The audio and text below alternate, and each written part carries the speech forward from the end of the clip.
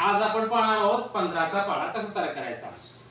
15चा पाढा तयार करायचा ना, मग असे बॉक्स तयार करून घ्यायचे 15 आणि त्याच्यामध्ये 1 ते 15 अंक मी लिहिलेले आहेत। 1 2 3 4 5 6 7 8 9 10 11 12 13 14 15 1 ते 15 अंक सलग लिहिले। आता काय करायचं, ही जी ओळ आहे या बाजूची, मधल्या ओळीच्या ह्या बाजूची जी ओळ आहे तिथे 5 5 लिहायचं प्रत्येकापुढे बघा। इथे 5 लिहायचं, इथे 0 लिहायचं, इथे काहीच लिहायचं नाही। इथे आणि इथे 5, इकडे 0, इथे 5, इकडे 0, इथे 5, इथे 0, 5 0 5 आणि 0 आणि मधल्या ज्या संख्या आहेत त्या फोडून टाकायचं। 15चा पाढा कसा काय करायचा, मला 15चा पाढा 15 एके 15, 15 दोन्ही 30, 15 त्रिक 45, 15 चौक 60, 15 पाची 75, 15 संग